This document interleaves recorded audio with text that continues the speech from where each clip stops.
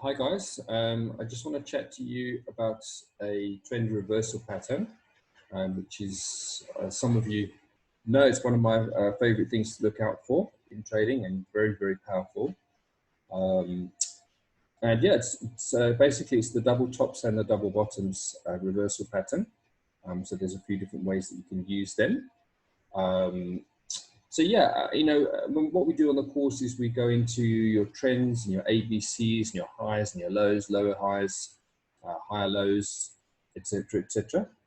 And you'll find if we have a look at the screen now, we've got down the bottom, we could call this our A. Type it in there quickly. So A there. Then we've got our B.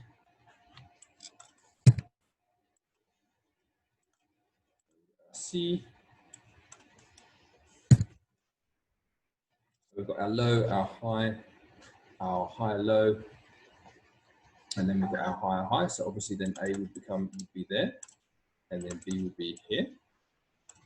And then we've got another C there. So what we expect is we expect the market to give us, we've got a higher low, we expect it to give us a higher high. And obviously it doesn't just go up, higher high, higher low, higher high, higher low, higher high forever and ever and ever. It's going to get to a point where the market reaches exhaustion. And what we get is what we call a double tops. And it's where we get another high, but the high is very similar level to the previous B. So that we call it a double tops. It's a sign that the market has reached the peak or reached exhaustion. And yes, so the bulls basically fail to break through. The bears are too strong, and they make the price go down again. So with this double top pattern, it's the sign when you see these two highs, which are roughly the same point, it's a sign that the market's going to reverse direction and go down. And the nice thing about it is it's actually what we call a measured move. And how we can utilize this is if we draw a line and join up the two highs. So in this example, they're quite horizontal, but sometimes it can either be slightly above or slightly below. So you might get a little bit of a slope. And then you measure the point from the kind of the V bit there, right up to the top of that line that I just drew. Quite a nice tool that I use. I like to use the rectangle tool to do this. So if we do that, we measure it right up there. Then the reason I like to do the rectangle tool is because then I can use it to help us to get a prediction of where the market is likely to go to. Because the rules of a double top say that if you measure from that distance to that distance, then the market should, once it breaks that horizontal level there, go the same distance again. So I guess you could use a vertical line or a trend line like I've just done there, or I just like to use the shape. And then what it will show you is a prediction of how far the market is likely to go.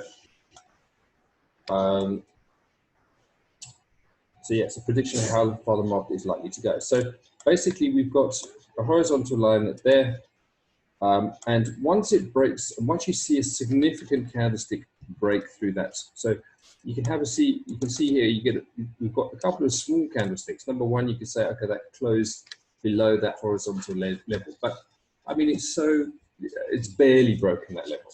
Okay, so I wouldn't consider that. I wouldn't consider the one after. But the next one shows me, okay, that has significantly closed now below this low here. So we've got a possible, well, we've got a confirmed double tops because it's only really confirmed once it has broken that level. So we've got a possible entry point there. So remember, in real life, we won't know what's coming. So I'm just going to put the bending as to, where to, basically where I would have entered the trade. Square. Let's just do the square again.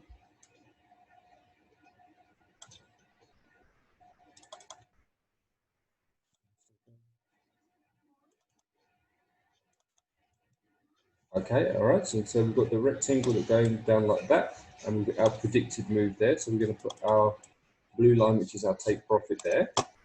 And the question is, where are we going to put our stop loss? So the kind of the logical point would be to, or the safest point would to be put it above these two highs here. But the problem with that is that it doesn't give us a very big risk to reward ratio. You can see if that's 1% risk, and that's going to be about a 0.5% reward. So we would then consider maybe doing it halfway down. Again, it just gives us a one-to-one risk to reward.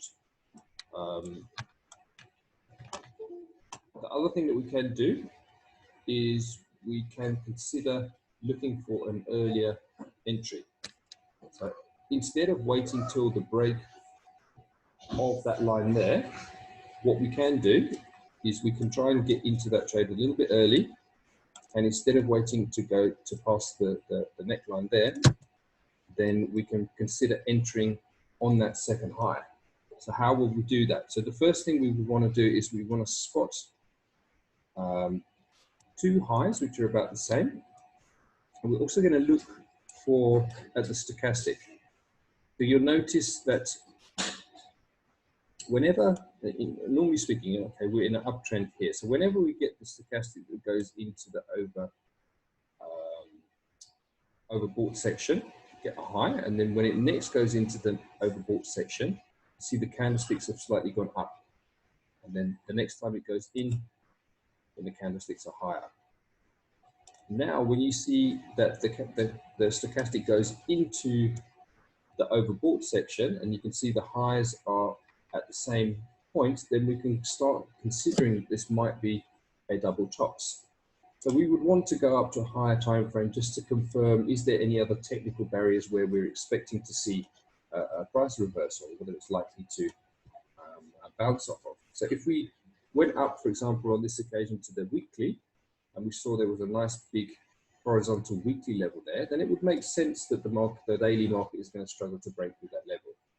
So we could then speculate that it's going to be a double tops. And when you see the stochastic then go back down through the 80 line, then at that point there, we could look to actually enter the trade. The other thing that I would want to see is I would want to look at my MACD and just to look out to make sure that the peaks of the MACD are also dropping. Okay, so you can see we've almost got, it's not really divergence because it's equal peaks, but if it was a slightly higher high on the right-hand peak, then that would indicate divergence. So I want to see the MACD with the second peak looking lower than the first peak. And then I would want to see the stochastic pop down through there, obviously on the lookout for any candlesticks or Bollinger Bands or anything like that to add in our favor. But if you got all that and it was a point where you're expecting a trend reversal or looking out for a trend reversal because of Fibonacci levels on a higher time frame or trend lines or support and resistance, then you could enter a trade at the close of this candlestick here, based on the stochastic there, based on the divergence, based on the double tops pattern. So at the close of that candlestick, you could have entered a trade. Where are you going to put your stop loss? Obviously, you're going to put it somewhere above these two peaks. Where are you going to put your take profit? Again, it's a measured move, so we measure from the top down to there. And then we predict it's going to go down. Sorry guys, it's getting a bit messy, I know. Predict it's going to go down. Okay, so you can see now we've got a much bigger risk to reward ratio. And if you actually entered at that point, and if that's our one, then you're probably going to make 3.5% to 4% on that trade. So it's just a way to get a better risk to reward ratio from a double tops. You obviously need to gather as much probability. So again, you want to go up to the higher time frames and just have a look just to make sure, is it bouncing off any big level? You want to make sure you've got the divergence, or at least the MACD, sloping down at the same points. You want to make sure your stochastic goes into the overbought section and then crosses back down, and the candlestick closes. Candlestick closes as well. So on the close of that candlestick, then you'll have that new part of your stochastic going up and down, but this bit is fixed. So at that point, if you wanted to, you could place the trades, and again, you just get a much better risk to reward. The downside is that you're probably not going to be right as many times, but is it worth it? In my opinion, yes, because when you are right, you're going to make a lot more money. So guys, I hope that helps you. Obviously with the double bottoms, it's exactly the same, opposite way around. I'm not going to go into detail and give you another example on that. Hopefully you guys understand. If there's anything you need clarification on, then just give me a shout. Thanks. See you next time.